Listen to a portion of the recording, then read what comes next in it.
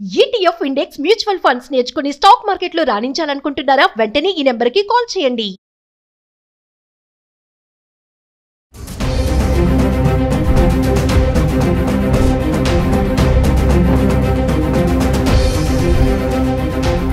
Hi hello నమస్తే, welcome back to Suman TV. ప్రస్తుతం మనతో పాటు ఉన్నారు consumers affairs committee chairman Mandari Krishna Reddy గారు.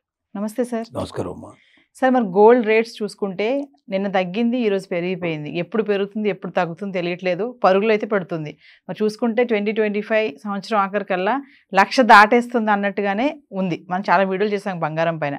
మరి ఇప్పుడు చూసుకుంటే ట్రంప్ సుంకాల ప్రభావమే అనుకోవచ్చా, మరి రష్యా ఉక్రెయిన్ యుద్ధమే కానీ ఈ అంతర్జాతీయ పరిస్థితుల ప్రభావం కూడా ఈ బంగారం రేట్ల పైన ఎలా చూపిస్తుంది అంటే? బంగారం సంగతి మనం చాలాసార్లు మాట్లాడుకున్నాం, మళ్ళీ కూడా మాట్లాడుకుంటున్నాం.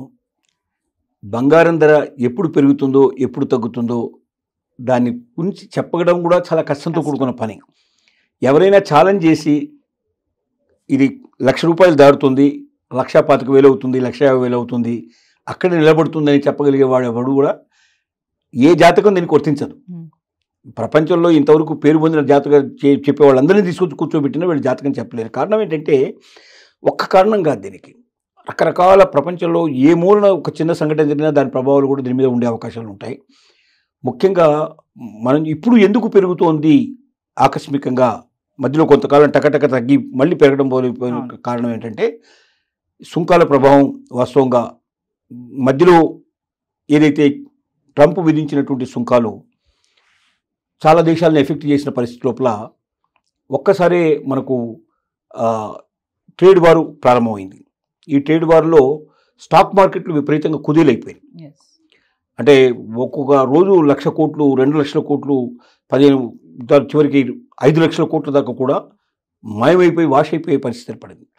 స్టాక్ మార్కెట్ ఎప్పుడైతే కుదేలుగా ఉంటుందో, ఎప్పుడైతే అది స్టాక్ పర్ఫెక్ట్గా ఉండదో, అంటే ఏమాత్రం కూడా కదలిక లేకుండా జాగ్రత్తగా ఒకే రకంగా ఉండే పద్ధతిలో నడుస్తూ ఉంటుందో, లేక స్టాక్ ఎప్పుడు కూడా స్టాక్ మార్కెట్ మంచి విజృంభించి పోతూ ఉంటుందో, ముందుకెళ్తుందో, అలాంటప్పుడు గోల్డ్ తగ్గడానికి అవకాశాలు ఉంటాయి. ఎందుకంటే స్టాక్లో ఎక్కువ పెట్టుబడి పెడతారు, గోల్డ్ మీద కన్నా స్టాక్ మార్కెట్ మీద ఎక్కువ పెట్టుబడి పెడతారు. కానీ స్టాక్ మార్కెట్ పడిపోవడం, దానికి ఏమాత్రం కూడా వాల్యూ లేకపోయే పరిస్థితి ఏర్పడటం, లేదా ఎక్కడి దాకా వెళ్తుందో కూడా తెలియనటువంటి అనిశ్చితి పరిస్థితి ఎప్పుడైతే ఉంటుందో స్టాక్ మార్కెట్లో, అప్పుడు గోల్డ్ పెరగడం మొదలవుతుంది. ఎందుకంటే అక్కడ నుంచి అందరూ షిఫ్ట్ అయిపోతారు. ఇప్పుడు ఇది ఒక రకంగా జరిగేది. ట్రంప్ యుద్ధంలో ఏం జరిగిందంటే, ట్రంప్ యొక్క ట్రేడ్ యుద్ధంలో మొదట్లోనేమో పెంచి పారేశాడు, అందరికీ పెంచేశాడు. మన ఇండియా మీద కూడా మనకు 26% వేశాడు, మనం చూసాం. ఇక చైనా మీదనైతే 145 దాకా వెళ్ళిపోయాడు. చటుక్కున 90 రోజుల పాటు దీన్ని నిలిపేస్తున్నాను అని పెట్టాడు. నిలిపేస్తున్నానగానే ఏమైంది, మళ్ళీ స్టాక్స్ అన్ని విపరీతంగా పెరగడం మొదలుపెట్టాయి. కానీ ఇక్కడ ఏం జరిగిందంటే, ఆ అనిశ్చితి నుంచి కొంత నిశ్చితికి వచ్చే పరిస్థితి ఏర్పడటం వల్ల కొంతవరకు గోల్డ్ మీద మధ్యలో తగ్గినటువంటి గోల్డ్ మరి పెరగడం ప్రారంభమైంది. కానీ ఇది ఎప్పటిదాకా పెరుగుతుంది అంటే, మళ్ళీ ఇప్పుడు సపోజు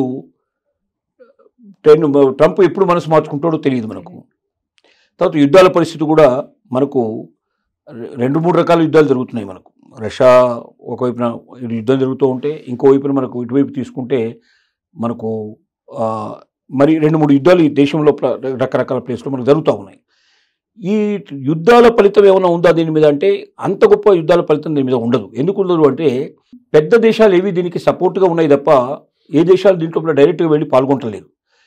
కాబట్టి కొన్ని దేశాల మధ్యలో, ఒక దేశం ఇంకో దేశం మధ్య కాకుండా ఒక 10-25 దేశాలు కలిపి ఒక గ్రూప్గా ఏర్పడి 2 గ్రూపుల మధ్య ఒకవేళ గొడవ వస్తే దాని ప్రభావం తప్పనిసరిగా గోల్డ్ మీద ఎక్కువ ఉండే అవకాశాలు ఉంటాయి.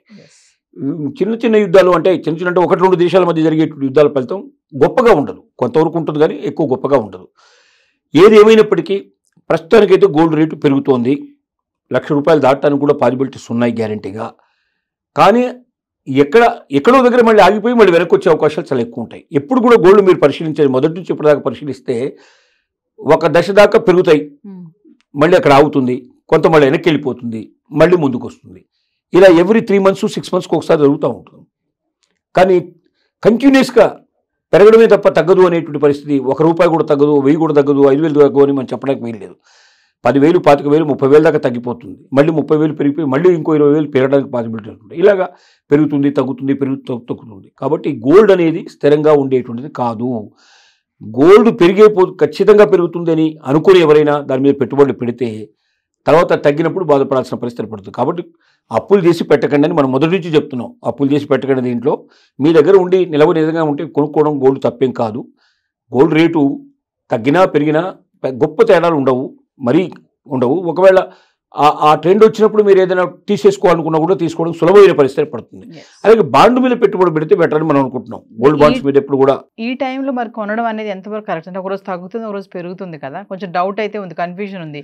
మరి ఇంకా చూసుకుంటే 1 lakh వరకు కూడా వెళ్ళిపోతుంది. 96,000 ఉంది కాబట్టి 4,000 ఎన్ని రోజుల్లో పెరగదా అనే డౌట్ కూడా వస్తుంది కదా సార్. పెరగడానికి అవకాశాలు కనబడుతున్నాయి. ₹1,00,000 దాటడం అయితే డెఫినెట్గా జరిగేటట్టుగా కనబడుతున్నాయి విషయాలు అన్ని రకాలుగా ఆలోచిస్తే. కానీ అక్కడే స్థిరంగా ఉంటుందని చెప్పడానికి మాత్రం వీల్లేదు. మళ్ళీ వెనక్కి రావడానికి కూడా పాసిబిలిటీస్ ఉన్నాయి. అదే చెప్తుంది కదా, గోల్డ్ మీద పెట్టుబడి అనేది వాళ్ళ దగ్గర నిజంగా నిలవ డబ్బులు ఉంటే మాత్రం పెట్టుకుంటే తప్పు లేదు. అది మాత్రం మనం సలహా ఇవ్వగలుగుతాం. ఇది ఖచ్చితంగా గోల్డ్ రేట్ 2 లక్షలకు వెళ్ళిపోద్ది, 1,50,000 వెళ్ళిపోద్ది ఎవరు కూడా చెప్పడానికి వీలుపడదు. ₹1,00,000 దాటుతుంది. ఎన్నాళ్ళు ఉంటుంది అక్కడ, మళ్ళీ ఏం జరగబోతుందో మనకు తెలియదు. ట్రంప్ ఏ డెసిషన్ తీసుకుంటాడో తెలియదు. ఇతర దేశాలు ఎట్లా స్పందిస్తాయో తెలియదు.